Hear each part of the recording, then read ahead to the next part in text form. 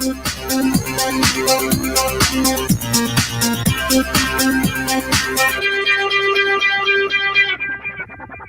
right, hello everyone, and peace of Christ to all of you. I hope my voice coming clear. Please invite your friends. And where is everybody? We have 1,300 something, and now we have only 451. Okay, well, no problem.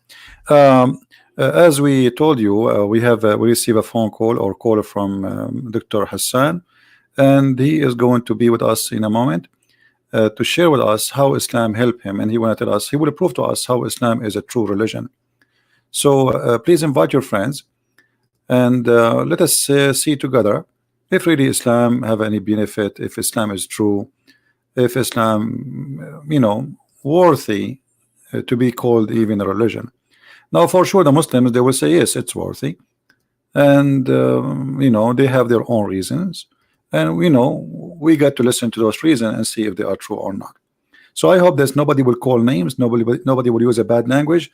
I encourage the admins right away, anyone who use a bad language against the speaker or any Muslim in the chat, please give him a timeout as a warning first time. If you don't listen, then just block him. We are here to fight for the truth, not to fight with Muslims. Even sometimes, like, I get angry, get upset, but this is not really what I mean, this is normal. I mean, you get some time frustration from somebody trying to deceive or to lie. But I hope that our guest today is not going to be like that at all. We hope, for that. So let me call Mr. Hassan, who he promised us to be with us now, and we'll go from there.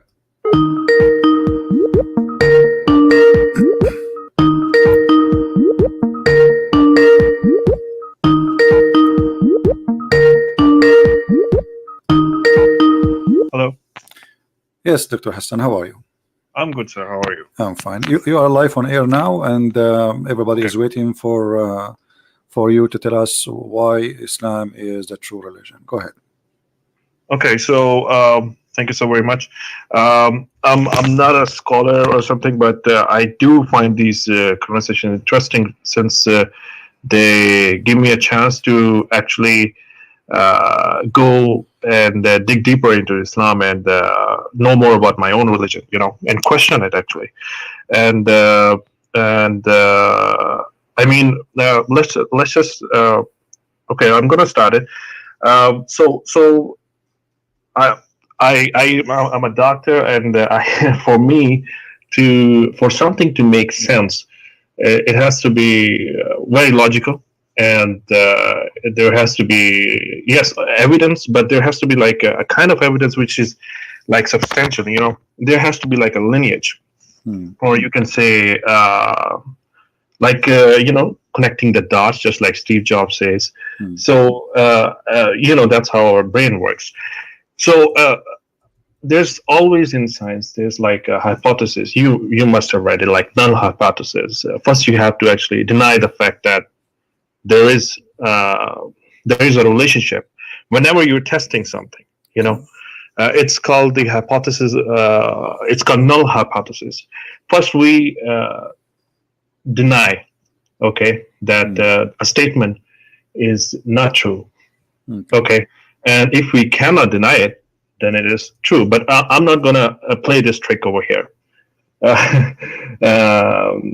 because this is not like a science experiment or something. So I mean, logically thinking, if you, because my background is psychiatry, by the way, I did a lot in my own country, and by the way, I'm a Sunni Muslim. Okay, so just to clarify, so whenever you're like inspecting somebody or someone's behavior, let's just analyze my prophet's behavior. We can only come up with a few conclusions. I mean, Prophet Muhammad, he can be a liar, right? That is one possibility. The other possibility, he can be mad, right? Okay. That's a very that's a big possibility too. And a third possibility, which can be if these two are not there, lying. If he's not lying, and if he's not mad, then he's probably telling the truth. Right? Okay. Can we agree? No problem. I'm listening to you. Okay. So first, let's just say if he's mad, then he's not lying by default. All right. Because in if you think that if he's let's just say he's mad, okay, a mad person, it's like a delusion going on, right? So delusion is like is defined in psychiatry as like a firm belief, which is like a false, but a mad person actually believes that it's true. So he's not lying. If you're mad, correct, he actually believes in his statement. He believes in what he's telling is truth. So he's not lying. Okay. Can I make a comment, Dr. Hassan? Sure. Okay. Okay, I'm going to stop. If somebody he is a Hindu or a Christian or anyone, and he says, like, let us say somebody is a Hindu. I saw a documentary. I don't know if it's true. They believe that rats is God. So if he believe in that, he's not lying. He believe in a lie. Correct? He's not lying. No, no, you don't understand.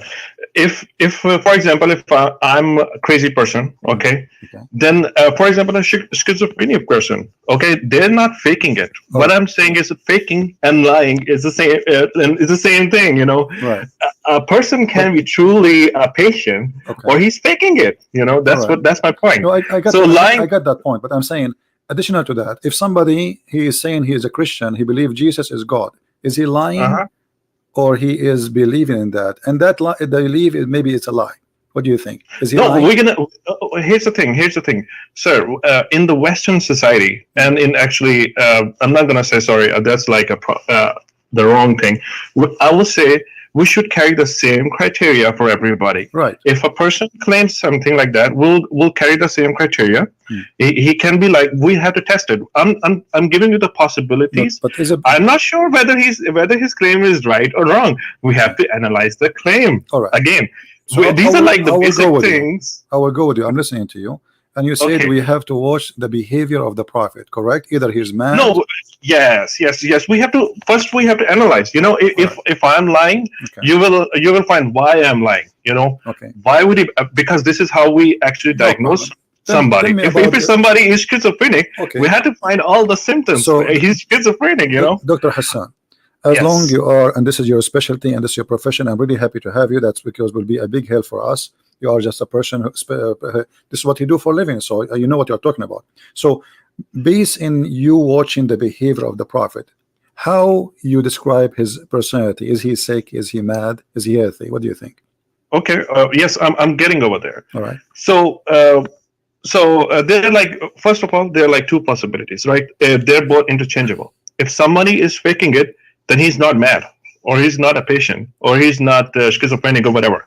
He's not crazy, okay? And if somebody is crazy, he's not lying.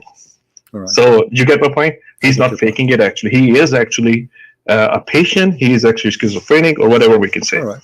So first, clinically, let's just say if he's lying, okay, that could be the first claim. So it means he's making everything up. Okay. Right? So why?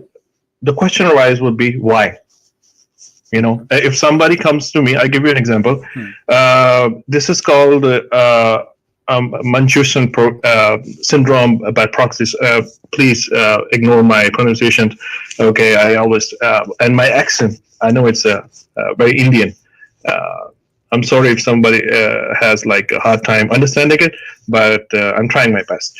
Thank you. So if somebody is lying, he's definitely making things up.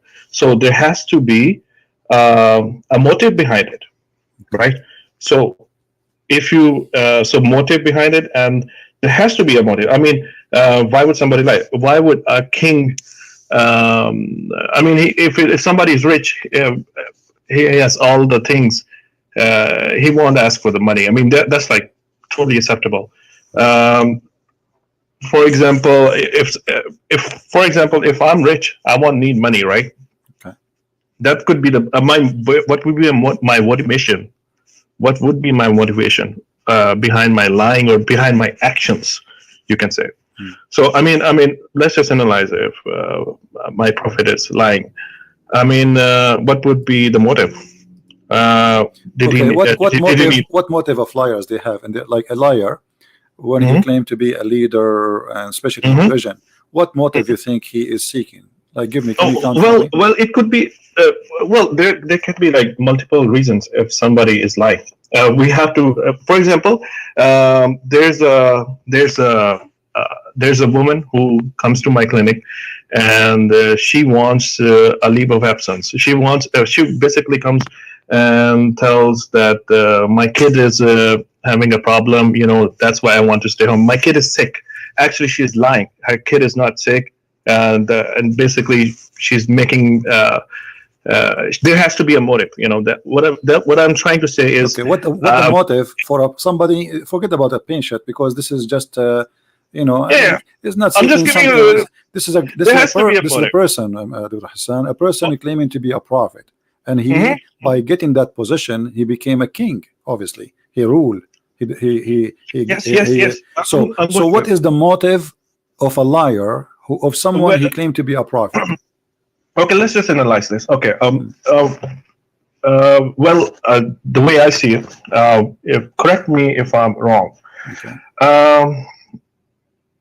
Was he called the most truthful person? Okay, so a truthful person cannot be a prophet who is liar, correct? No, he can be a liar too. Of course, he can be. We have to see how he is truthful. Okay, but no. Okay. I mean, I'm just for example. No. Here's the thing. I can be very truthful person. Okay, but there has to be a reason for me to lie. So you have to find the reason again. So truthful, but he's a liar. I mean, I don't know how that works. Either you are truthful or you are a liar. You can't be both. No. You can't be both. You can't be. If you're a truthful person, you cannot be a liar. All right. So was Muhammad a liar or he was truthful? I mean, you see the history. You have to see someone's behavior. Okay, help me. How we can see Muhammad history? Okay. Like as an example, did Muhammad he ask and he claim that he have the best of material stuff for his benefit as a prophet? As an example, the fifth of the booty and the best of the booty. Yes or no? It doesn't matter. Why? Okay. So he's getting the best. Okay. Hold on. No. So your criteria is that since he's claiming that he wants the best stuff, that's how he is a liar. No, I'm saying if Muhammad is serving God and he is truthful, that everything he do for the sake of God, why he make a verse in the Quran says that Allah told him any Muslim woman she can give herself to the prophet so he can have sex with her? What does have to do with God? Okay, so here's the thing. If someone claims, if I'm analyzing here the behavior of Prophet, I would say, okay, so either he wants sex, a lot of sex, right? Or what else? So he basically wants sex. That's the motive behind it, right? But he have already a lot of women for sex. I mean, he have slaves. I know. Wives. Then why, so why he want? Again, why he want more? Why would he? Here's the thing. Why would he want more? That's the thing. That's the thing. So what do you think? Why he more? As long you are that. No, that is the thing. If he already has a lot of women, why would he? You think that he's lying? You have to give me the evidence. I'm not saying he's lying. I'm asking you why he want more. A guy already have 13 wives, have hundreds of slaves for sex. No. So why he make an why his God he make a special privilege for him? This is only privilege for Muhammad. Sir. Here's the thing. If you are saying that he wants more women, while my claim is that he already has a lot of women, as you yourself actually mentioned. He has like 13 wives. You don't think somebody sick? Somebody is sick and he want more and more. He never have enough. Because let us see me and you. When Muhammad is going to have those women, what he will do with them exactly? I will give you three options. He will play chess with them. He will have sex with them. he will go and watch movie with them. Which one of them is Muhammad is going to do? Those women who offer themselves for the Prophet, who they are not his wives, additional. What they will do with him exactly? What the purpose? Sir. You're let me say, what you're telling is actually you're actually proving your own point. Let me say it. So you're saying that why would he want more women? This is for you to tell me that if he's lying, you have to. I'm not saying he's lying. I'm saying, listen. I'm not saying you are the doctor, right? And suddenly you as a doctor, then you're saying it's the truth. Then you're saying it's the truth, Dr. Hassan. Suddenly you as a doctor, you do not know, and you're asking me. I'm asking you, why a person he have a lot of wives? He make a verse in the Quran saying that God told him. Okay. So why God, Hassan? Why God? Sir, here's the thing. Let us not to go over each other. Sir, you're asking me the wrong question. I tell you why. You're actually saying that he actually made up the verse. Okay, so if he's not the one who made the verse, why Allah he gave him a verse? Okay, why Allah he gave him a verse saying she give herself to the Prophet? The guy he can marry as many as he want. Why Muhammad he can marry as many as he want, but Muslim they can marry only 4? Here's the thing. Alhamdulillah, you made the point. You made the point. Right. You're saying, so you're basically judging God with the same criteria as a human being, which is like totally not true, which is totally the wrong criteria.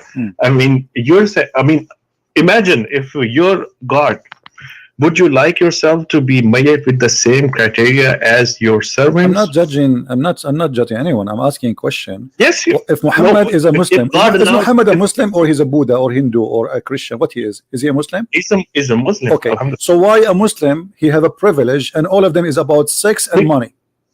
Because God gave him. Okay, but why he's a Muslim? I mean, does that mean that he is?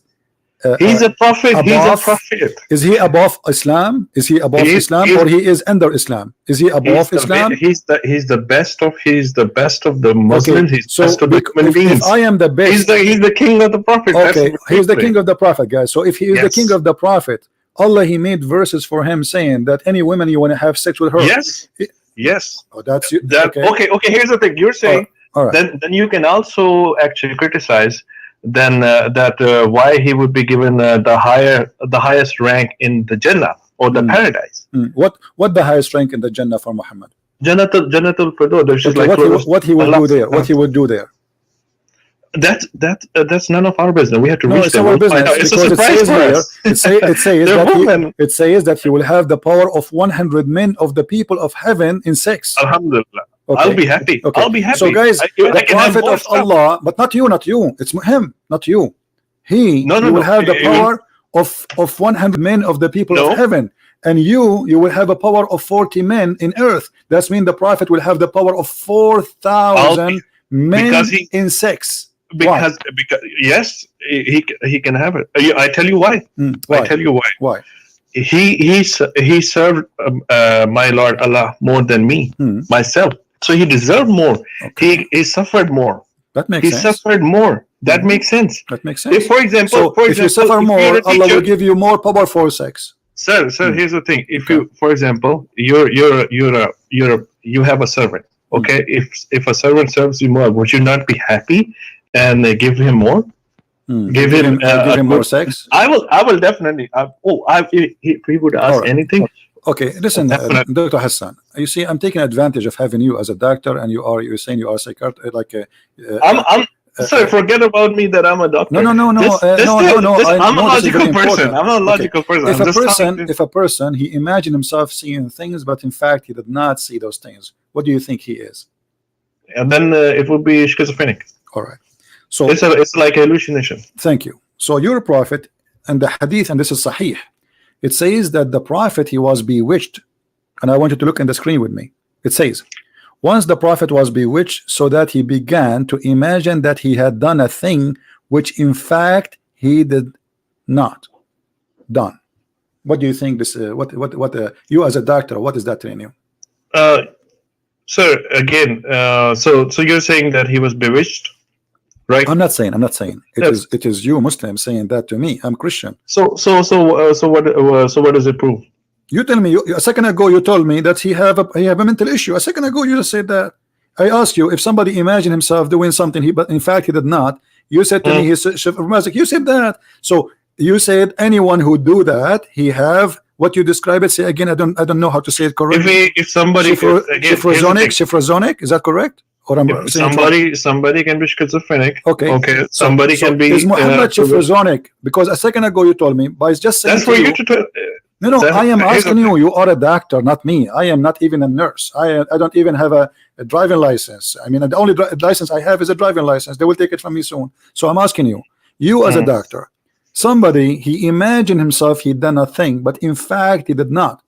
And the Muslims claiming that he was bewitched, which means he lost control of his mind. What you describe the situation for us?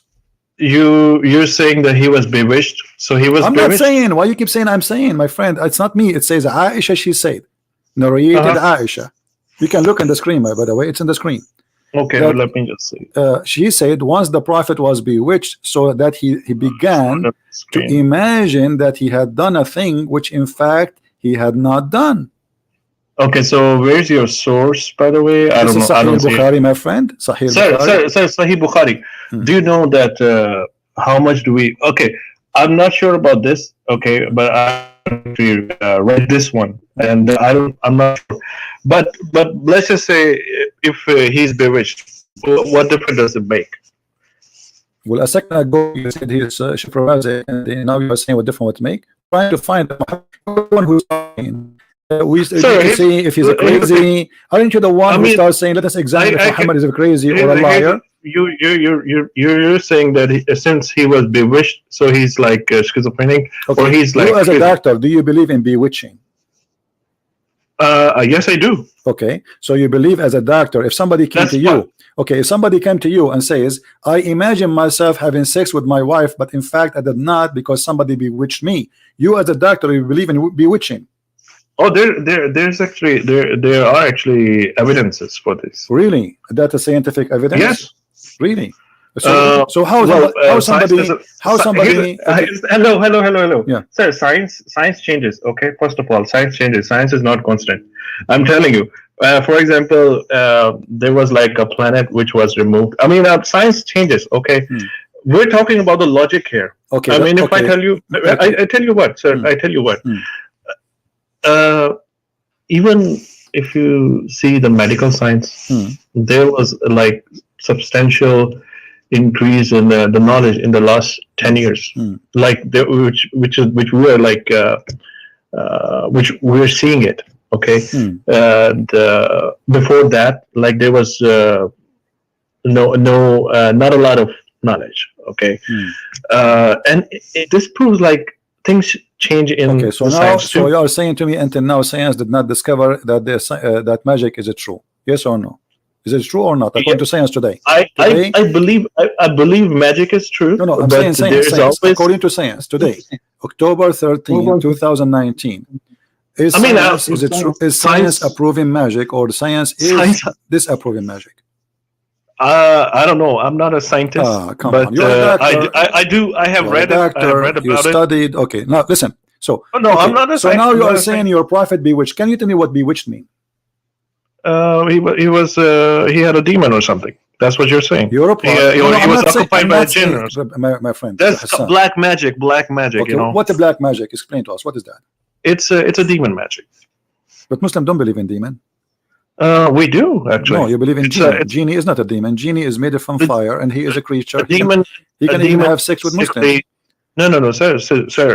We even have like in the studies in the books that we have. What books? We have all the knowledge about the Qareen. What books?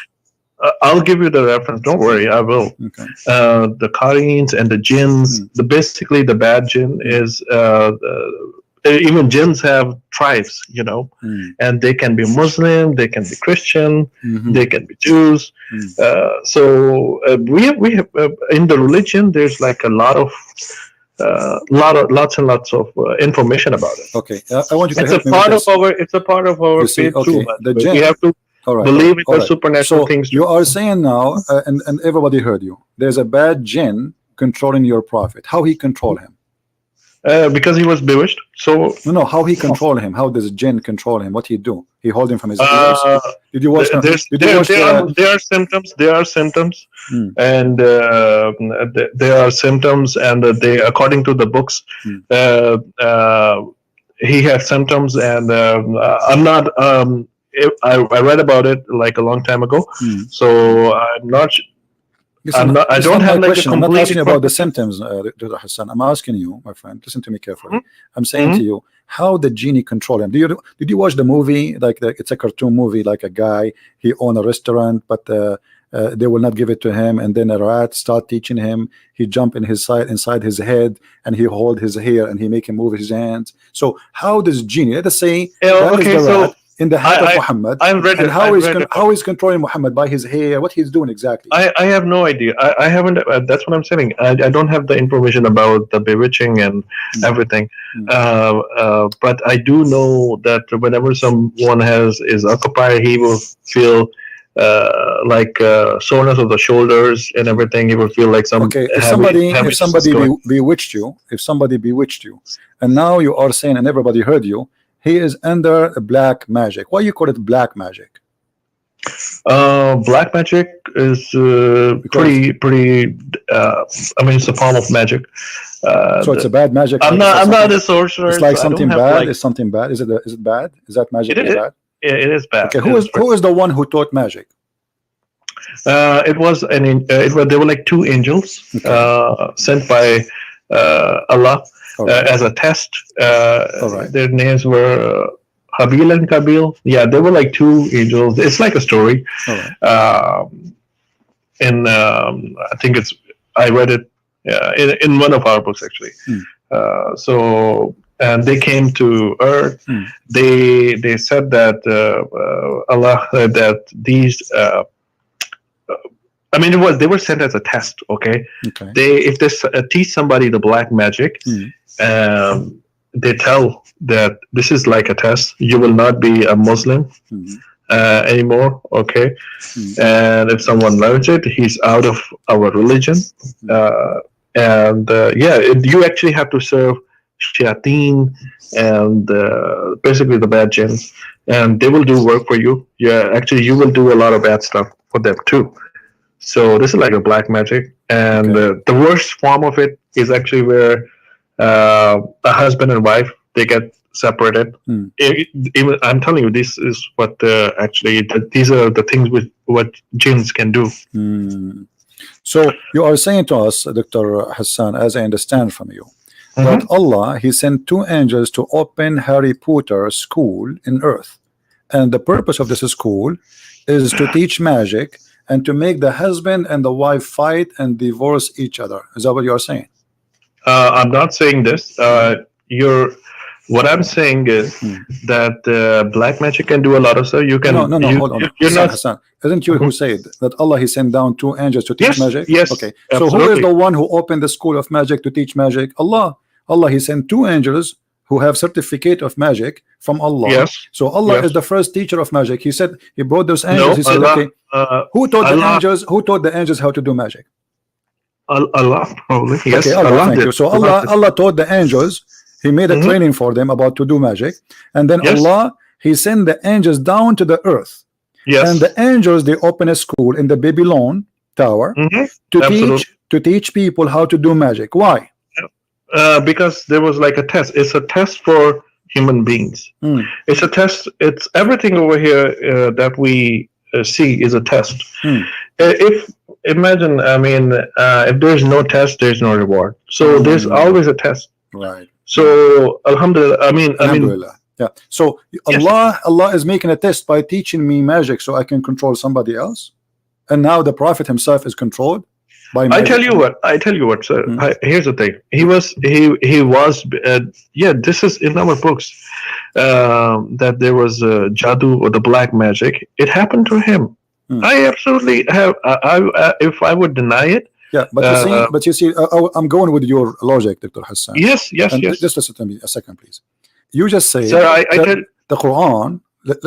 you said the Quran, and this is the Quran saying actually that Allah He sent two angels. Their name is Harut and Marut, and they will teach the man. They teach somebody so he can separate between the wife and the husband. But this is not separating between Muhammad and the wife. Look what happened. Muhammad, none of his wives separated from him. And Muhammad, he started imagining himself having sex, but in fact he did not. So as you see here, this magic is different magic. It is about, it's not about really infecting Muhammad divorcing his wife. It's affecting the life of Muhammad to the point you think he is having sex, but in fact he's not. Can you, first of all, there are like two things. First of all, you said that you're basically using my words. Okay, I did not say, I did say that, okay, yes, it can create separation, but there are like a lot of other things that like magic can do. You see, the Quran don't agree with you, my friend. You see, it's not you or it's me. The Quran in front of you on the screen, you can read it. Here we go. This is the chapter 2, verse number 102, and this is the verse about Harut and Marut. Are you showing me on Skype or where is it? No, in YouTube. You can open YouTube, all right, and you will see it in the screen. You can just mute the sound so we will not have double voice. So what is the name of this chapter 2, verse number 102? I can send you the link in the Skype if you wish. Do you want? Let me send you the link. Chapter 2. I will send you the link. Here we go. It's easier. Here we go. Just to click at the link and open it. Friends. All right. Oh, that's good. Thank you. Okay. You know, I tell you, if you're taking my opinion, I mean, we have seen patients. Okay. Screen share. No, not screen share. I send you a link. Click at the chat. Click at the text. Click at the text, my friend. Okay. I send you. Click at the link and open. This is your Islamic link and the translation there, or you can open any Islamic translation website. Go to chapter 2, verse number 102. It says it clearly. Okay. So this magic, that's magic they will teach to cause separation between the man and the wife. That's it. There's no other thing. Yes. Okay. So your prophet, the magic he suffered from, did not cause separation. It caused him to imagine himself having sex, but in fact he did not. I don't know where you're getting that one from. You're probably getting it from what? I don't know. What is your source? Magazine, newspaper. Which magazine? You know, I thought like Kardashian something news. I don't know. Where are you getting it from? Sahih Bukhari, where I'm getting it from. Where in Sahih Bukhari? Can I see it? It's in front of you in the screen. Oh man, where is it? I'm not opening the YouTube. Can you just send me the channel link? Send you the link. Here we go. Okay, I'm searching Christian Prince here. Okay. No, let me. And live now. Okay, live the wait. Okay, I will. You want the link for YouTube? Here we go. I will send the link. No problem. But just be sure, please, to mute YouTube so we don't have two sounds. Okay, this is YouTube. I send it to you in the chat. Okay, and I send you the link for the hadith. Okay, what is the point? The point is, you are saying to me where you get this from, which means this is surprising to you. And the point is that this did not separate between the wife and the husband. This is deceive the prophet. He controlled his mind, and now the guy is illusion. And you are the one who said to me, you are the one saying to me, he have double standard now. He have double personality. What's your phrase mean? No. Here's the thing. Okay. I already told you that you didn't listen to me. I said even I'm not sure about this narration where you're getting it from. It probably even if it's Sahih Bukhari, we Sunnis we don't believe that Sahih Bukhari is like 100% true. My friend, it is Sahih. Well, it's like 70%. It's in the front of you. I know it is Sahih. And the hadith report I showed to you. I tell you why. It is Sahih. Okay, it is Sahih, my friend. It's Sahih. So let us not to play this game. It is Sahih. All Muslims agree about it. It's Sahih. No. It's only 70% that we agree. I can tell you. I can assure. My friend, I can give you videos of Muslim scholars saying that Sahih al-Bukhari is the most accurate, and maybe 95, 97% is correct. I will. Secondly, nobody disagree about this hadith, my friend. Not a single Muslim disagree. So let me tell you now what's happening. It doesn't matter. It doesn't matter. You feel now. Okay, now look what you did. Look what you did, Dr. Hassan. Look what you did. You are a person who said you study. and you are a person Yes. who like to analyze and give a proof. Can you give me a proof that this hadith is not sahih? I can assure you. Okay, listen to me first. Hmm. What did I say? I said there are. It's one of the effects of the black magic that it will cause separation. Hmm. I did not say, or even in Quran, if it says that it causes separation, I did not say that it is the only effect of it. Hmm. Okay, even if we have sexual relationships with the wives, if we told Aisha. I mean, Aisha. He got married to Aisha at the age of 53. Even if The we age of have what? 53, he was 53 years old. Yeah, okay. I thought you were saying Aisha, she was 53. No, He was 54 actually. But anyway, okay. And 53. I'm no pretty problem. sure. Okay, 53. 1 year will not make a difference. Anyway, so okay, but Okay. why will So, I I mean, jump in there, Hassan? I'm not jumping. I'm saying that if you rewind my talk, I specifically said this is not the only effect of black magic. Hmm. Even if we had, what does it prove? He had the black magic. So what? Okay, but when I showed you the first hadith that the Prophet imagined himself doing a thing, So in so fact he what? is not doing that. Okay, what does that mean? Let me tell you. And So what? you are a doctor. Listen to me carefully. What Hmm. the Prophet, he saw an angel squeezing him 3 times, but you just said to me the Prophet Mhm. is imagining that he had done a thing. In fact, he did not.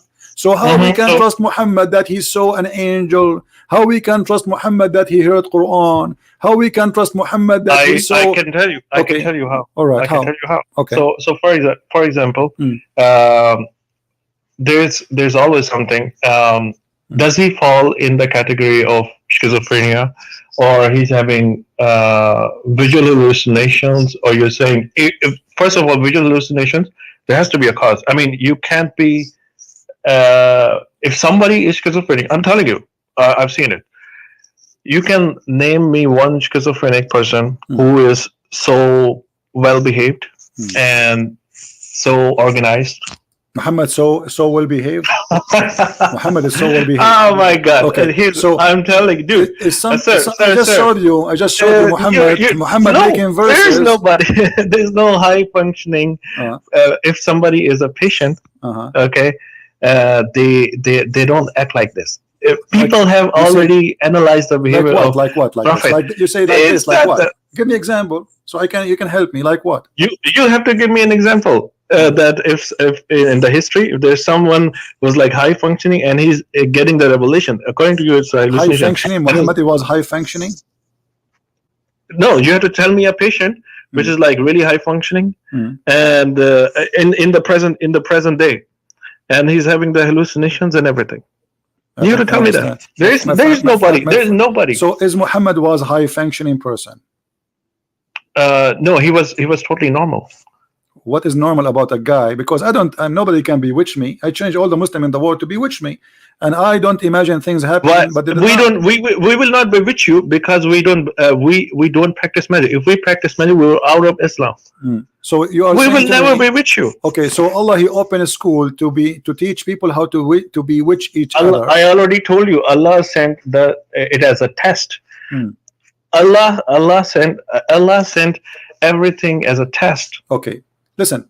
When Muhammad he claim and he say in the Quran that the sun set in murky water, is that because he is he is having an illusion in his mind that God told him that, or he is being truthful, or no. Here's the thing: you're getting off topic again. I can discuss with you that thing. No, I'm not. Because Muhammad is claim. Listen, sir. My friend, Chris. Here's the thing, sir. I tell you what. We're analyzing the behavior, and now we're saying this is the behavior. When we have somebody, he stand in the middle. He says, "I am a teacher. I'm going to teach you science." He will go listen to me. My God, He sent me an angel, and the angel appeared in front of me, and he told me to tell you this, that Zulqarnain, he reached the sitting place of the sun, and he saw the sun sitting in a spring of murky water. Okay, when Muhammad he received a message from the angel that the sun sit in the murky water, was he imagining things, or this is true? He's telling the truth. Okay, so does the sun, according to your belief as a doctor, sit in a spring of murky water? It doesn't matter, because here's the thing.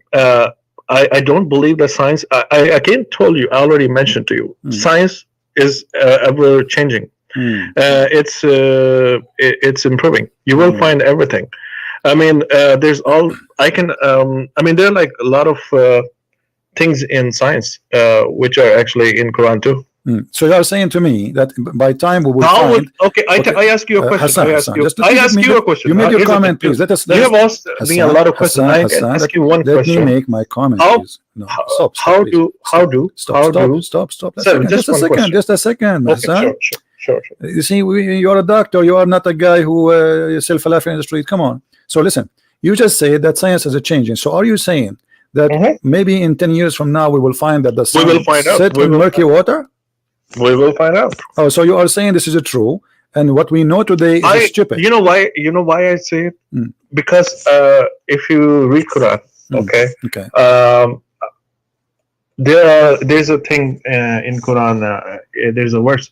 It says while the baby is in the womb, it's growing inside a woman.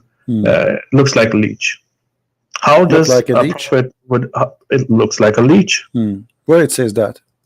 I have to find you the link, but I will send you it. Don't worry. I will send you it. No, you do not. I know the Quran very well, my friend. It doesn't. It says. It says like a congealed dead blood, and this is the verse in the front of you. It's blood sucking. It is like a congealed dead blood. And this is your Islamic translation in the front of you, and Arabic is my first. Arabic is my first language, and this is the link. I will send it to you in Skype. So the one who told you that, he is lying to you. No.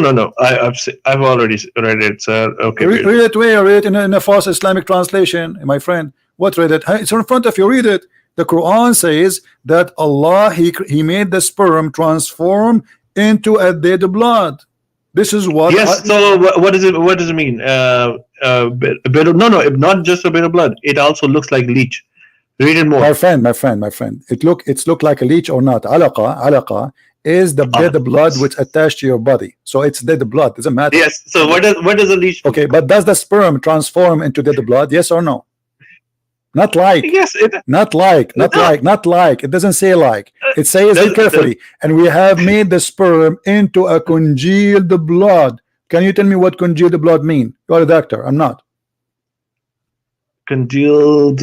Okay, congealed blood or concealed blood? Where does it say? Yeah. Okay. I'm not reading it actually.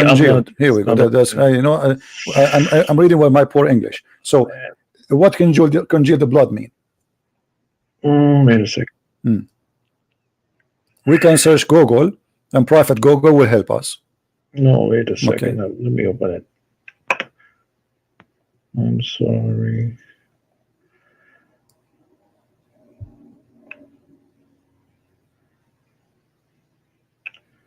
Let me just copy the link and open it up and the other tab.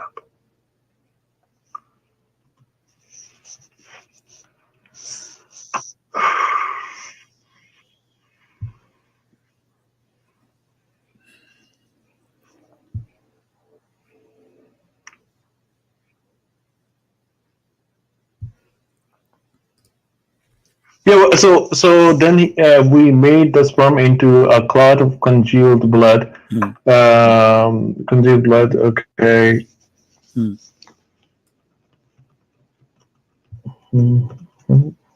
When something called congealed, this may became from. Yeah, it's a clotted blood. That's what you say. It's basically. All right. So do you agree with that? That the sperm of the man will become a solid blood, and that will be the baby. Blood essence, it recharge. I don't know what's the definition here. The congealed blood behind his head. No. You go here. See, just search for here. It says here. This is a definition. I just not even. This is doctor website. It says congealed goes. It goes from liquid to solid. Thank you. Yes. So this is a blood. So the sperm transform. You as a doctor, you study medicine. The first thing happened to the sperm, it transformed from a sperm into blood, and this blood is solid blood. Do you agree with that? Here's the thing. Sperm, it fertilizes the egg, okay, and then basically it's like a solid thing afterwards. No. It says a blood. It says a blood. It is a blood. And the sperm will not transform to be something solid. This is false, because the sperm will go inside the egg of the women and will do fertilize the egg and deliver the DNA, and then the sperm disappear. It's gone. That's it. The DNA will unite with the egg, and the fertilizing happen. It's not the sperm will grow, it's the egg will grow. So okay, here's the thing, sir. Let me just tell you. We made the sperm into a clot of congealed blood. Okay. We made the sperm into a clot of. How does a clot of congealed blood looks like? You tell me. You do not know how to congeal. Okay. If you cut yourself, if you cut your skin, off that clot, we made a fetus lump. If you cut your skin, and then the blood is dry in the top of your skin, that is the clot of a congealed blood. Okay, so the sperm does look like a congealed blood, but it's not alive. This is not alive. This is dead. This is dead blood. This is dead blood. No. Okay, if you read the context, we did create from the Christians of what to say? Okay, so then we placed him as a drop of sperm in a place of rest, permanently fixed. Oh, you didn't read the verse number 13, which is right above the verse number 14. I tell you why. Okay. First sperm it's telling you that okay. It is sure. The verse number 13 is saying, who knows better? Who knows better what the Quran, Hassan? Who knows better what the Quran mean? Me or you or the Prophet? What do you think? A prophet. Okay. My prophet. Let us go and see what the Prophet said, and whatever the Prophet said. My friend, it is right. No. Whatever your Prophet said. No, hold on. It is right in front of you. Hold on. No. You know, it's not right in the front of you. Read the verse number 13. No, here we go. My friend, you're not letting me read it. Read it, please. It's in front of you. This is in front of you. This is your Prophet saying that. Your Prophet. The verse number 13. Listen, sir, Quran. I'm reading the Quran right in front of you. Your Prophet explain the verse. Do you like to explain? Do you like your Prophet explanation, or you don't respect your Prophet explanation? My friend, you're not listening. Do you respect your Prophet explanation, or you don't? Sir, if you're talking like this, here's the thing. You're not letting me make a point. I totally get your point. Now let me make my point too. I asked you which one is better, my opinion, your opinion, or the Prophet's opinion. You have asked me so many questions. Let me answer. No. I'm asking. I'm saying to you why you don't want to read what your Prophet said. Why you don't want to read what your Prophet said? I'm going to read it, my friend. I'm going to read it. Just give me 1 minute so that I can explain to you. Go ahead. Let me explain to you. Okay, so verse number 13, it says, then we placed him as a drop of sperm in a place of rest. That is actually the womb. It's already been placed, firmly fixed. Let me ask you, hold on. Are you sure you're a doctor? Are you sure you're a doctor? Dude, see. Do the sperm go to the womb of the women? Yes. It goes into it says it gets fixed. Where is the egg? Where is the egg? No. Where is the egg located? Do the egg live in the womb? Do the egg live in the womb, or it is outside in the womb and then it moved there? It is you just said, everybody heard you, that the sperm go into the womb. Do the sperm go to the womb? It gets fixed over there. That's what it's saying. No. You said you're a doctor.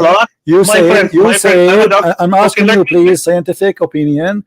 Do the sperm go to the womb, or the sperm go to the egg? Is the egg inside the womb before the sperm came to it? I am telling you, if you read the verse number 13, okay, I'm gonna answer the question. You just said, Dr. Hassan. Just let me. You just said that the sperm go to the womb. Oh yes, I said that. Okay. Let me explain. Do the sperm, according to science, go to the womb? It goes to the egg. And then but where is the egg? Is the egg is in the womb? But you just said, everybody heard you. You said the sperm go to the womb, but the womb is not where the sperm go. No. Here's the thing. Okay, you did not even read the Quran correct. I can tell you why. My friend, you are the one who said to me, a fixed place, a resting place is the womb. Mr. Christian, you don't let me explain to you. You basically argue a lot, but let me explain. I'm not arguing. I'm trying to understand you. You claim to be a doctor. You're not even trying to understand. And you are saying that the sperm go to the womb. No, just let me finish and then talk. I have not even made my point, and you started talking. You stop interrupting me. Let me, dude, this is very frustrating. I mean, you think that you know, I know this is your audience. Let me just explain. If you read the verse number 12, what does Quran say? Man, we did create from a, basically it's a cloud. Then we placed him, basically the sperm, in a place of rest, which is, in a place of rest is basically the uterus, okay? Firmly fixed, yes, it is attached, okay? But what the congealed blood here is, the placenta. And if there's like and if you know the placental hemorrhage, if you read about it, it happens postpartum, and there's a lot of blood. Yes, it is. Placenta is basically supplying and receiving the blood. Okay, Hassan. Okay. Listen. Okay, can you please read for me the interpretation of Hassan, you think that Hassan? Okay. You whatever you say. Hassan, can you read for me, please? Please read the whole Dr. stuff. Dr. Hassan. And can you read for me your prophet explanation for the verse? Are you against your prophet to explain the verse? I am not. Now I'm going to read it because you have listened to me. Now I'm going to read it. Thank you so very much. Okay, go ahead. Okay, so where is it? I'm sorry, I actually.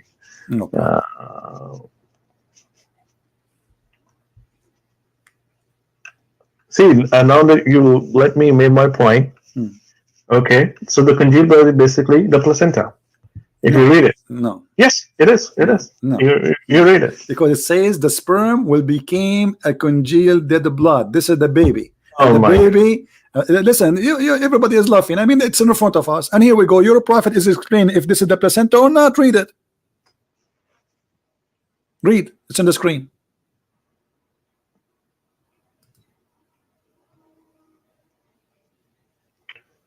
Abdullah ibn Masud. Okay, so okay, even if my prophet said this kind of stuff, and this kind of stuff, speak with respect, please. This is the Prophet Muhammad, peace upon him. Don't say this kind of stuff. Don't say that, please. You're insulting the Prophet of Allah. No, don't say this kind of. So, do you agree with what Muhammad he said here, explaining the creation of the baby, or this man he is suffering from mental illness, claiming he have knowledge that he's fabricating? Okay, so do you agree with him? Do you agree with him that the sperm will stay 40 days in the belly of the mother? By the way, it doesn't say even the womb. It says in the belly. 40 days the sperm stay inside the woman. Do you agree with him or not?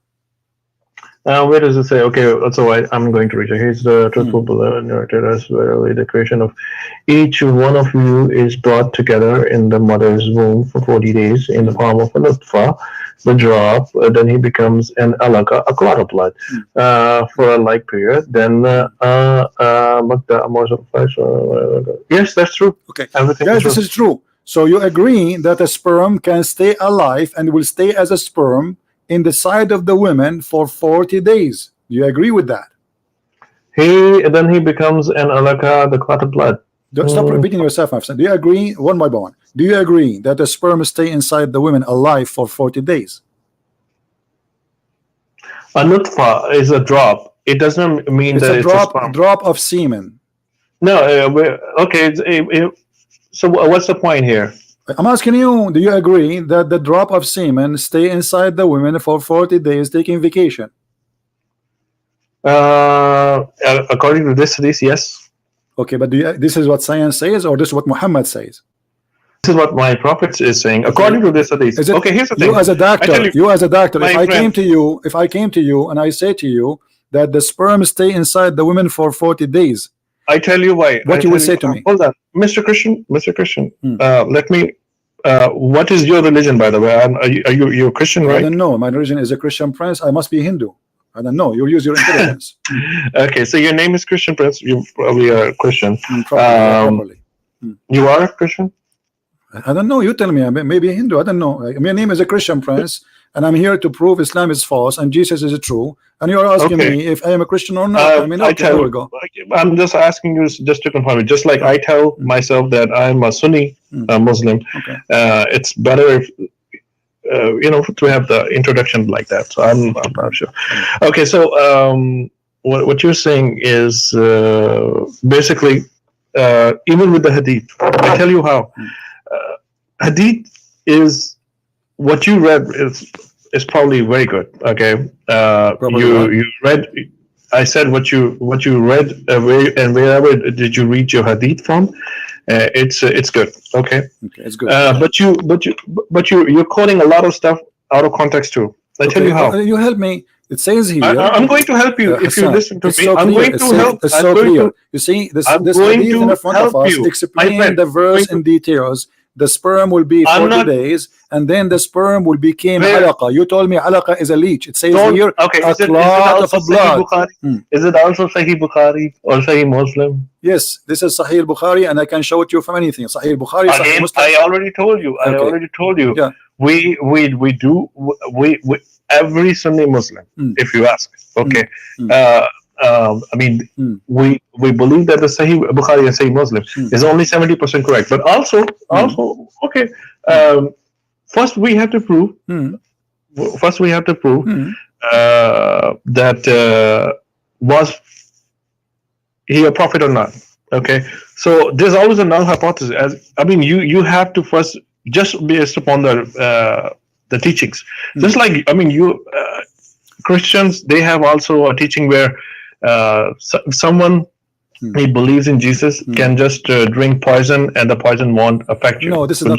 This is what it says. This is not what it says. This is what it means. Yeah, because no, it says because Jesus he promised us, and he said that they can destroy this temple, even his body, they can be killed, and I will build this temple in 3 days. So when they say there's no poison, nothing can affect you, that's mean that Jesus promised us that we will have eternal life with him. But you're a prophet who said, as long as you mention this, that if you eat 7 ajwa, no poison will affect you and no magic. Is that true? You know. Here's the thing. You're basically talking about the hadith, which are very, again, if I'm going to say Zaif, you're going to laugh. It is not Daif. It is Sahih al-Bukhari, my friend. It is Sahih. I already told you we believe it's 70% true. Okay, no. Why? There's like a lot of no problem. But you have to prove that this is not a single Muslim. He says this is. I'm going to put forward my point here. So okay. So when your prophet he came with the knowledge, if you eat 7 ajwa, and if you no magic can control you, how the ajwa can control the magic and stop the magic? This is if you try it, yeah, why not? Okay, so if I try it, that will not happen to me. But Muhammad, he was bewitched, and he is the one who's telling them eat ajwa, but he himself was bewitched and he died by poison. So he's lying. No, he's not. Okay, well, if I say to you, I'm a doctor, my name is Hassan, eat 7 ajwa, and no poison and no magic will affect you. It doesn't mean that I myself. Okay, if I tell you that if I'm a doctor, it means I should never become sick. What's the point? No. You told me a specific thing. You told me if you eat this thing, nothing will happen to you specifically. If I tell you, no, your prophet did not say. No, listen to me. Listen, you are not being honest now, Dr. Hassan. It says the prophet said, if you eat 7 ajwa a day, no magic will affect you and no poison. And look, the hadith in front of us, and this is Sahih Bukhari, and this is Sahih. The prophet saying in his element of death, which he died, he used to say, "Oh Aisha, I feel the pain which caused by the food of I ate at Khaybar. At this time, I feel as if it is my aorta is being cut off." So from what? From that poison. So you're a prophet himself. He is eating ajwa, and yet he was poisoned. Where does it say that he's eating ajwa?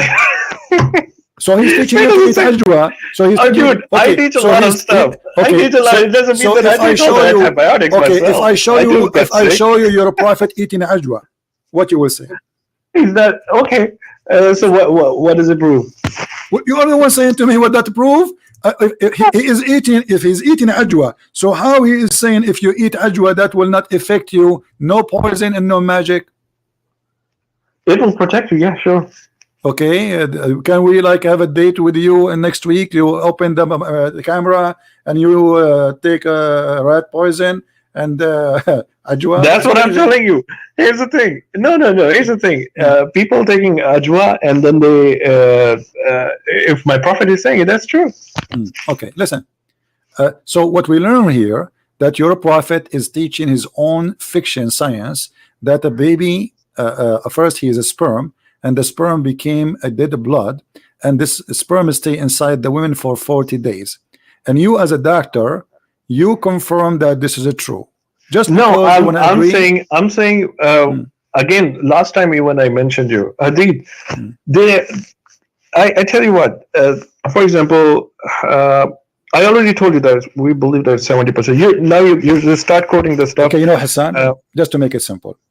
You see, our talk is about you proving to me Islam is true, and you mentioned to me that the Quran have science. Can you show me? I'm not going to pick up start asking me the questions. Right? Listen, my friend. I'm not going to pick up. Asking me the questions. You don't let me prove it. Hassan. No. I will give you. What do you mean? No, you don't. Look, okay. No, you don't. I will give you the mic. And I want you are the one who mentioned, everybody heard you, that there is a science in the Quran. There is a science in the Quran. Can you show me one example of science one by one and see if it's true or it's a lie? I will tell you everything. But my focus over here right now is to give you the opinions about the prophecies and the stuff, like which actually the topic here is proving that basically Muhammad sallallahu alaihi wasallam is a prophet or not. Okay, I mean, I'm giving you some rational stuff that I think, okay, and I believe, okay. But isn't this a prophecy? When Muhammad, he says that the sperm stay inside the women for 40 days, he prophesied. My friend, here's the thing. Are you going to let me speak, or are you going to ask me the question? We're having a conversation. It's not only you. You're not. Of course, you say Muhammad have a prophecy. Isn't this is a prophecy when he prophesied? When I say to you and I claim to be a prophet. Again, you keep on repeating the same point. Okay, you keep on telling me the same. Okay, hadith, and then you say Zaif hadith. If I tell you Zaif, you don't. It's not Zaif. I challenge you to prove it is Zaif. It is Sahih Bukhari. What I already told you. They're like 70%. We only. But not even one Muslim can say it is Zaif. I challenge you. Oh my God. Are you going to let me speak? The Quran, okay, what about the Quran? Is the Quran da'if too? The Quran says so. I showed you. The Quran, okay, the Quran says that the sperm 100%. Transform into a congealed blood. Do you agree with that? I totally agree with that. Okay, yeah. Listen. I want you in the front, Hassan. Basically referring to placenta. I want you to bring me. I want you to bring me the best of the science of the Quran. Choose anything you want. I will tell you in the next session if we ever have. Of course I will. No. Give me one. No. Because you are saying I'm not giving you. No, you see, I'm not giving you a chance. Give me 5 minutes. Hassan, give me 5 minutes. I will give you 5 hours. You say it. I'm not giving you a chance to prove it. So I'm asking you, please, can you give us one proof from the Quran? If you don't want hadith, can you give us from the Quran one scientific proof the Quran is true? Go ahead. I will give you. I'm listening. I will give you. Of course I will give you. I already told you. I promise you. No, give me now. So no, next week, same time, I will give you. How about that? What about now? I promise you. I'm not gonna run away, dude. I'm not running away. All right. I'm here. Let me just complete my discussion. Let me just make a few points. Let me. If you want to interrupt me, that's fine. Go ahead. You can ask me the question. Go ahead. I'm listening. Okay. So let me just tell you why do I believe, and then you can say, okay. Then you can raise the. Let's have a civil conversation. Okay. So first of all, so the way. If somebody is lying, there has to be a reason why he's lying. Okay, he was he was called the most truthful person till the age 40. By who? By the people around him. By the whole earth. Where it says that? Muslims and Muslims, Christians. That's a very good question. Muslim, Christians, Jews, everybody. Okay, show me the Jews and the Christians who says that Muhammad is the most truthful person. Go ahead. It's in the books too. Where? It's in our Sunnah and Hadith and everything. Okay. Just write down you can definitely dig it. Let me Hassan. My friend, let me just make a few points. No, just because you just said something. You uninterrupted for like said something. 4 minutes. 4 minutes. Okay, I will take it now. Time me. Okay, 4 minutes. So the first thing is that was he called the most truthful? He was called the most truthful. He was like people would actually give him the things that they would know that he won't steal, or So, and was he born in a modest and very highly respected family? Yes, he was from Quraysh and he was highly respected. So imagine somebody who has not been called a liar till the age 40, and when he made the claim afterwards, then yes, people would say either he's a liar or there's like a magic going on in him, and or he has gone crazy. All these kind of stuff, they came later. So, but it doesn't make any sense. If somebody is already rich, people also offered him. That's like a known fact, that his uncle had keys to the Kaaba, because a lot of people claim that, or now people accuse him that he wants the power. That's why, and the Kaaba was the most respected place at that time in that part of Arab. And also, Arabs, they did offer him money and women. That you could just take this stuff if you want this, but get off your claim. And what he was claiming was to worship one God, Allah.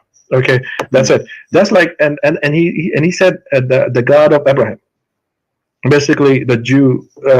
That's what he said actually, and I mean he could have anything. And then he was married until at the age of 25, and then he stayed married to the one woman till the age of 40. Okay. I mean, if someone wants wives and the money, I mean, imagine why would he or she would stay modest and like this, or till the age of 40, and then afterwards he would start preaching. It doesn't make any sense.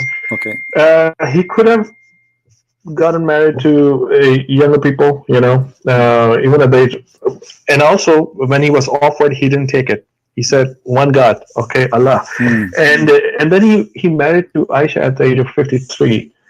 I mean, guys, what I want to say here is that he married Khadija at the age of what? No, Aisha at the age of 53. Okay, let me ask you. You said something. You said something very important. Give me 1 minute. You said something very important. Just write everything. Okay, 1 minute. Okay, guys, 1 minute. Give me one. Because you said 5 minutes ago, and now it's 5 minutes is gone, and my silence. I'm listening. No, okay. 5 minutes are not gone. I'm timing it right in front of myself. Okay. Oh, hello, I'm timing it. I spoke only 1 minute and 15 seconds something.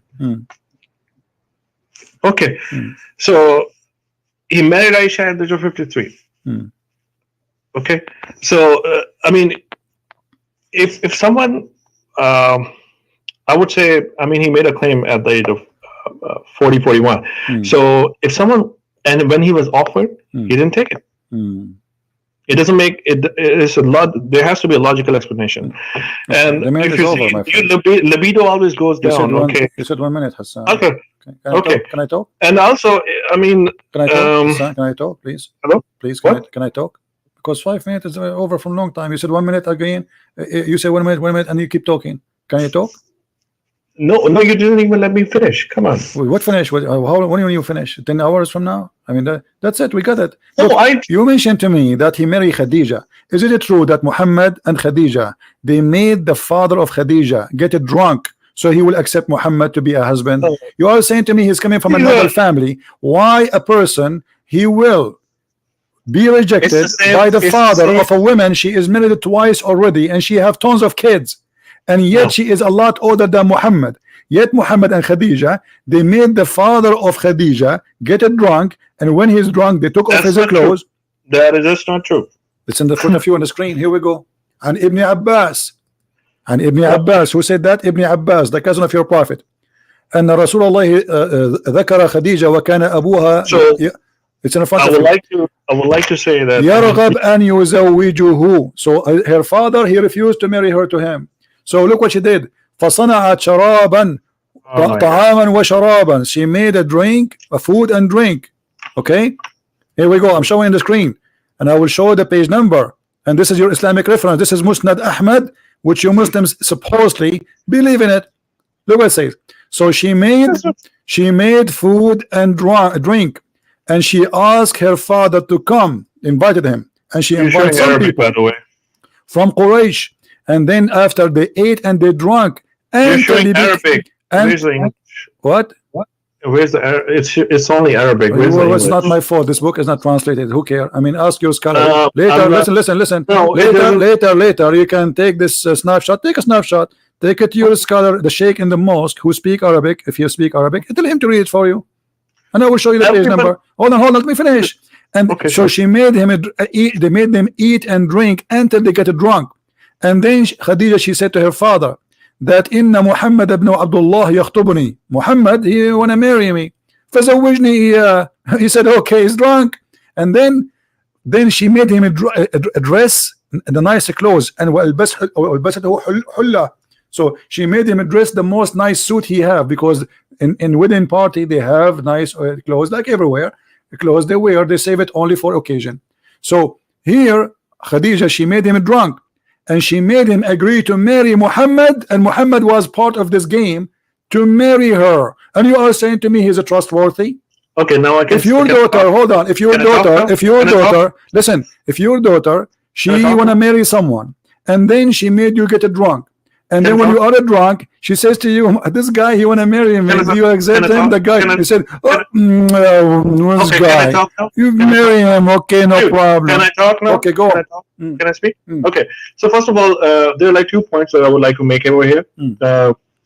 And I hope that, okay, so first point is about the alcohol, and the second point will be about the young marriages and everything, about the cultural stuff.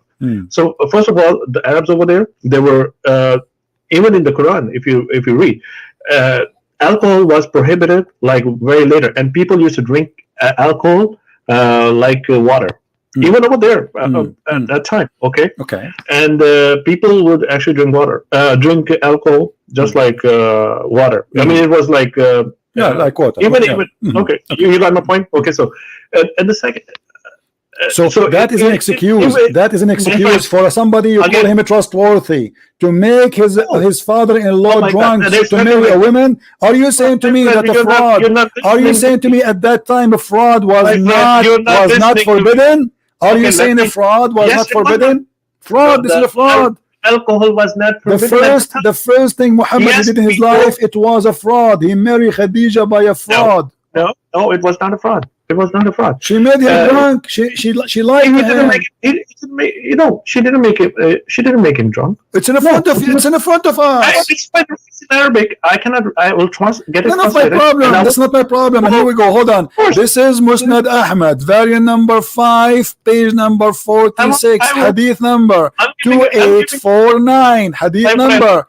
Listen. Hadith number 2849, Musnad Ahmad, volume number 5, page number 46, and you take a snapshot as we showed you in the screen, and you can take it to your sheikh, and I challenge any Muslim to say I'm lying. Okay, now can I have 1 minute? Sure. Okay, so first of all, the alcohol thing is it's cultural thing. Secondly, if prophet, there are a lot of people who actually say that he married a younger woman at the age of 53. First of all, the libido level falls, and why would somebody marry at a later age after 50 to a younger woman? Because she's rich. I'm talking about the Aisha now. I'm talking about the Aisha. I will definitely. Okay, how young Aisha was? Guys, she was what, 6 or 9? 6. Why somebody he marry a girl she is 6? No, I told you 6, but he got her in the house around 9. Okay, let us say no intercourse. He married her at the age of 6. He have intercourse at the age of 9. Okay, why a man at the age, and you are the one who said 53, not me. At the age of 53, according to you, why somebody at the age of 53 he marry a kid? Let me talk now. All right. Let me talk now. All right. Can I have 1 minute? Sure. 1 minute. You will not interrupt me. No problem. Go ahead. Okay, thank you so much. Promise me 1 minute. 1 minute. Okay. Oh yes, 1 minute. 1 minute. Okay. You always interrupt me. Just give me 1 minute. No. Okay. So first of all, if it was not a culture now, people would have objected it. Okay. And if his father himself is giving his daughter to a pious man, then definitely it was an honor. And if it was me, I would have also done the same. I wish it was me. Secondly, if you even in USA today. Even in USA today, there are. I'm talking about the first world country, USA. There's a community in Kansas or someplace. You look it up, Google it. Okay, they still marry their daughters off at the very young age. Okay, to the older people. Okay. I mean, it's a cultural thing. Here's the thing: why is the slavery? I'm going to talk about a little bit about slavery. Thank you so very much. My time is almost up, but let me make one point about the slavery too. People, this slavery was not even prohibited in USA till a long time. I mean, it was like last century or what? I mean, people were carrying the slaves in Christianity, in Islam, in Judaism, everywhere. It was a cultural thing. Are you done? So, the point was about your minute is done. Yeah, okay, my point is done. Thank you. Well, let's make it talk. Okay, so now I'm going to ask you as a doctor. Very brief and I want to ask you as a doctor. I will give you the mic back, and I will give you 2 minutes, not 1 minute. What you keep saying there is some they marry children, etc. Okay, what make a person at the age of 53 who was married to a rich woman, she is a lot older than him just because she is rich, to marry a child at the age of 6? What the benefit of this marriage? Go ahead. Okay, can I talk now? Okay, so first of all, you're saying you're claiming that he married her because of the money. Okay, and actually, that was not the case. She was a pious woman, and he himself was also rich, by the way. If Muhammad was rich, but she was richer than him, but he was also himself very rich. His uncle had the key to Kaaba, and Kaaba was even in Arab today, Kaaba is also considered as has always been considered as a sacred place, if you know. Okay. So if you conform with the books, you will have a better knowledge and like a wider perspective about what was going on, and you'll see the bigger picture. So she was richer, yes, but he himself was also belonged to a very noble family, and all the people would call him a trusted person. I mean, very trustful. As I know that Ali ibn Abi Talib, he was a very poor man. What are you talking about? And no, as I know, your prophet, he used to very eat, noble. He used to eat lizard because he had no food. As I know that your prophet, he used to put a belt around his stomach because he was hungry. So now listen to this. Okay, let me ask you. Okay, you're gonna talk now. I'm not gonna talk. Your time is up. Your time is up. You know. Yes. Okay. Please talk. Let us go back, and I will make it simple for you. Yes. If I saw a guy in the street and he is married to a widow, and I say to him, "What did you marry?" He say a widow. I say to him, "Go and marry a child is better." What do you think about such an advice? You're jumping to you were making a claim about the money stuff. Okay, I'm not talking now. No, I'm talking about let us stay with focus with the age of girls who we can have sexual relationship with. If I advise a man to get rid of his because he is married already to a widow woman, and I say to him, "Why you didn't marry this widow? Why you don't marry a little child?" Yes, what do you think? Okay, I can explain. I can explain. Go ahead. Hello. Thank you so very much. I will have 2 minutes. Okay. Go ahead. Can I have 2 minutes? Sure. I will start that. Here we go. Diamond is starting. So again, now I want to address the issue of the hadith. Here's the thing. In hadith, it's always and it's most of the time actually the way I see it, and also a lot of other people see it, is always subjective. Here, the point is that, for example, I'm giving you an example of a different hadith. There were like two companions of the Prophet, and they came to him. They were both fasting. Now, the sex is basically prohibited when you're fasting. Okay, so one of them said that can I approach my wife? And the Prophet said, yes, you can, but only kiss. Okay, and the other person said, can I approach my wife? Can I kiss my wife? Basically, they kissed my wife. And Prophet said, no, you cannot. The reason was that the first and then later on, people asked the Prophet, why did you say to the one person that you cannot kiss your wife when you're fasting, and the other person you said yes, you can? Prophet replied, because I know that his faith is strong, and he has a strong he's mentally tough, and he can basically stop himself from engaging in sexual intercourse, even when he kisses his wife, okay, or show affection to the wife.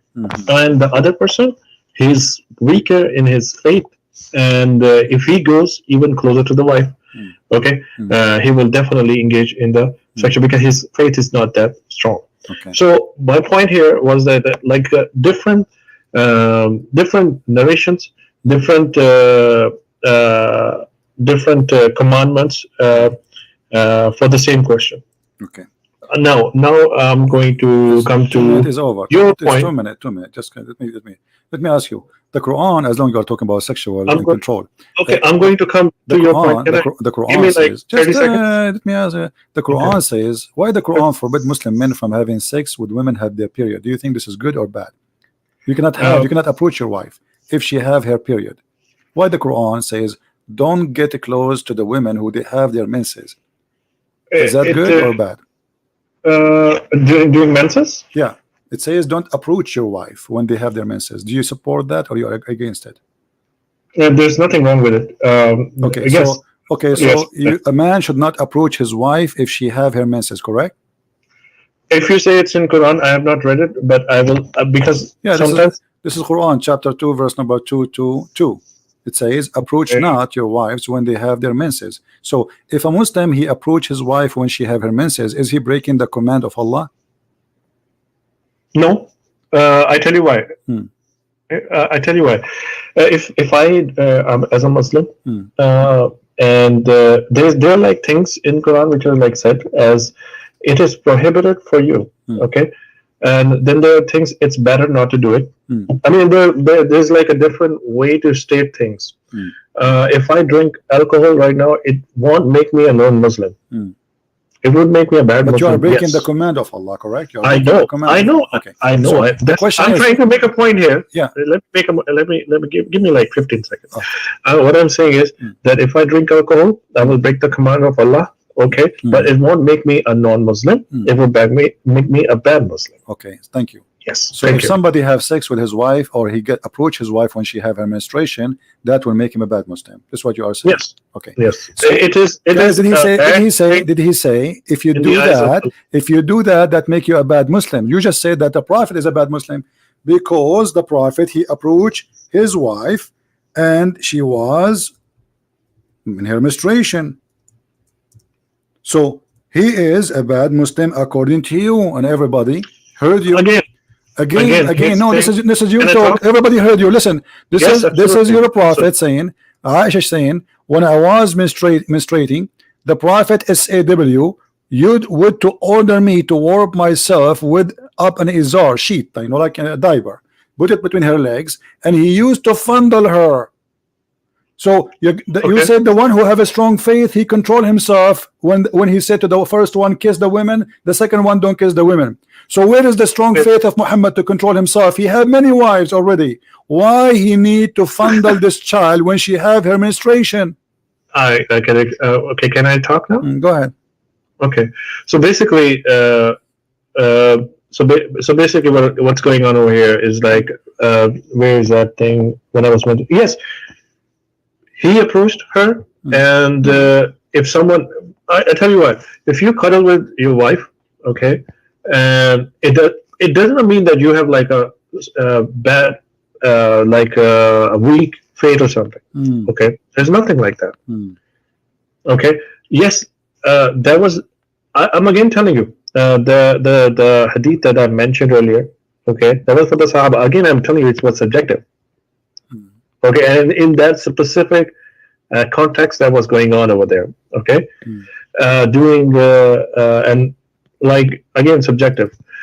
Okay, now if even if a prophet does this thing that he follows, it's not like you're engaging in the sexual activity. If you read the Quran earlier that you were showing on the screen, do not approach the wives, because Allah always talk in he has a very what is it called? He has his own way. So approaching the wife, basically, do not engage in sex. That's the narration, actually. I can assure you this thing. Okay, if you read it, basically do not engage in sex while menstruating. Okay, but you can fondle. Of course, you can fondle. What fondle mean? Explain to us what fondle. Basically, you can hug the wife Okay, it's there's nothing wrong. Fandal is hugging the wife only. So why she have to put something between her legs? What do you mean? Where is this? It's in the front of you. It says he ordered her to put an izar, a diaper, over her private part, down her Yes. breast. Oh, okay. So I tell you what happened. What you can ask me that. Now let me explain. Thank you. So basically the thing is, Prophet said to wrap yourself around the waist, okay, so that he will not engage in the sexual activity, okay. But you can have. Okay, I'm going to. So basically, you can have the funneling and everything, and where a male can actually enjoy with the wife, but would not engage in the sexual activity explicitly, okay, specifically, but can do everything else, which is like cuddling and kissing and everything. I'm talking about this thing, okay? So this is what. So a prophet said, okay, wrap yourself so that he would not approach that area of his wife.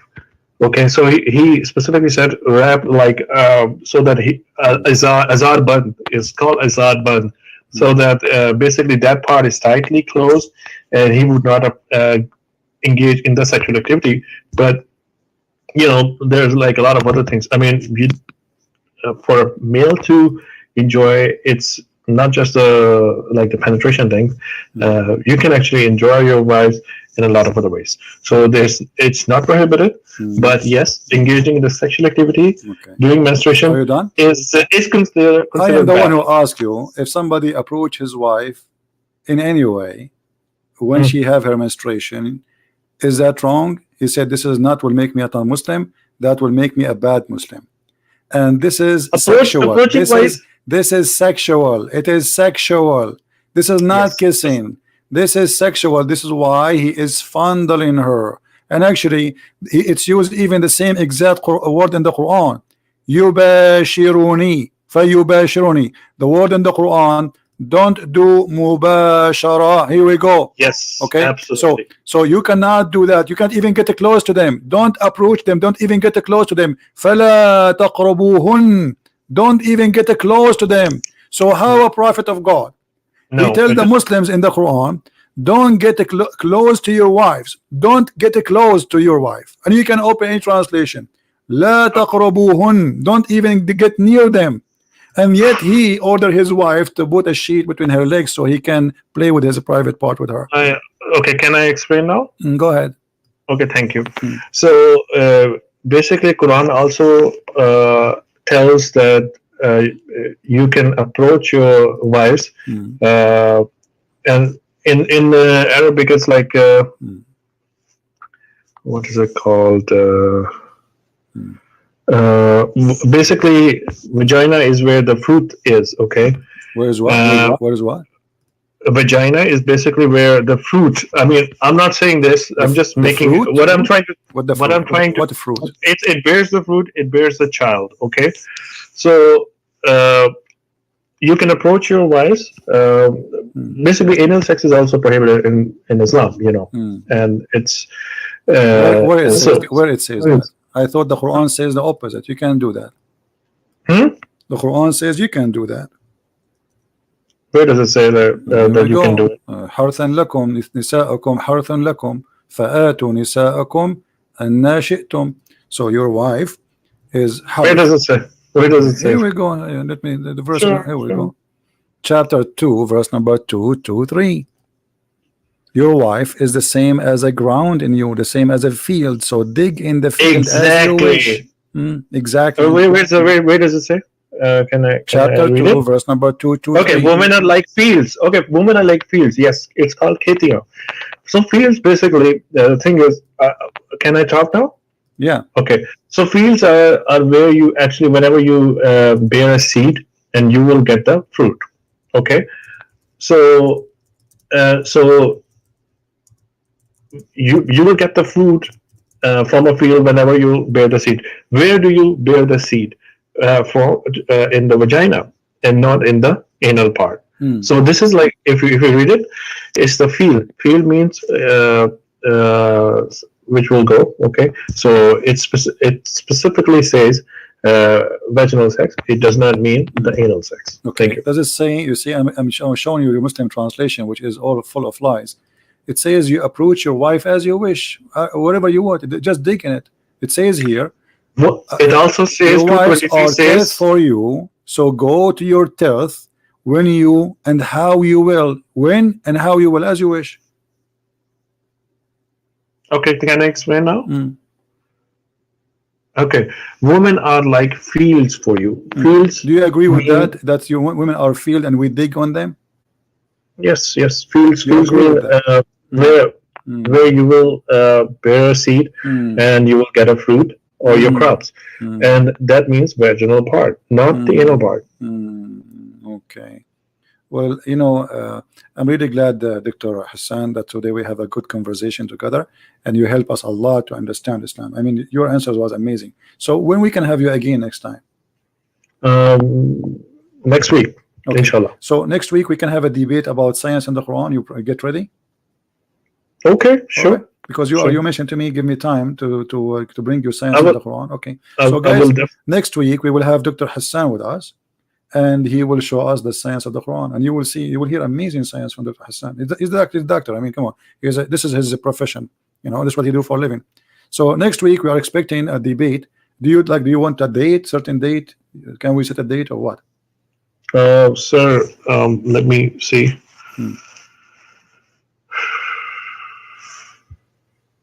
Okay. So it's 20th. Okay. 20th. Yes, 20th. The 20 of this month. 20th of October. 7 days from now. Next week. That will be what, Sunday? 7 days. Sunday? Yes. Okay. Yes. So Sunday. guys, next week Sunday, I will schedule it later. So now I don't know where you live. What time is for you now? I'm in Houston. So You're in Houston, okay. It's So 2:40. we can say like what 1 p.m. in Houston time we can be here, or 2 p.m. or- Absolutely. Absolutely. Okay. That- I that's will send you a link for it when it's ready, so you can follow with us and you can join us. So guys, next week, next Sunday, we have Dr. Sure. Hassan, and the debate is about science in Islam, science and the Quran, and Dr. Hassan will help us to understand Islam. I will try my best. I will try No my problem. best. Thank you, Dr. Hassan, for being Thank with you. us, Thank you. and Thank good to have you. Thank you. Take care. Okay. You have a good one. Thank you. Bye. All right. I don't know. You guys, you leave your comment. You heard everything. I don't know what to say. No more comments. No more comments. This is what is called answer of doctors. The sun set in murky water, he agree. And he accused science that science does not know. Sperm stay in the women for 40 days, and he agree. The sperm became a congealed dead blood, and he agree. But he's a doctor. This is not a barber shop guy. This is not a taxi driver. This is not a bus driver. This is a doctor, and he is originally from India. With my respect to the Indian people, if this is what the doctor says to us, what a normal Muslim would say, just to defend Islam, what they can say. Watch the debate from the beginning. It's going to take some time before it's loaded from the beginning, and please don't forget to download it and share it with your friends. All right. Now, the previous debate, the previous video, I put it in a private, but still the chat is running there. I don't know why, but it's not important. Later it's going to be posted in different channel, so you will see it. I want to say, guys, thank you for being here. Did we have a good time? Did we have a good time? We have a good time. Wonderful time. And you make a decision. If you are a Christian, if you are a Muslim, if you are a Hindu, if you are an atheist, you heard from a Christian prince, you heard from Dr. Hassan, who is a psychiatric, I will never go to Dr. Hassan if something happened to me. I'm telling you from now. I prefer to stay crazy, because Dr. Hassan, obviously, with my respect to him, he will make me more crazy. I will go to his clinic. He will tell me that the sun set in murky water, and the sperm stay inside the women for 40 days, and the sperm transform into dead blood. So before you go to Dr. Hassan, maybe you are crazy. After you go to Dr. Hassan, you are professionally, officially crazy.